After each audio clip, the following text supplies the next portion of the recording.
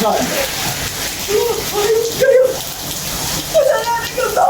Sinira niyo ang buhay ko! Lourdes, tama na. Tapos na tayo. Patay na ang anak natin. Masaya kami ni Rachel.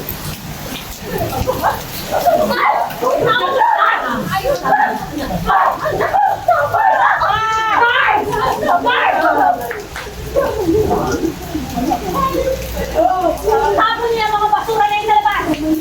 Mga hayop sa loob na kami katoy! Mga hayop!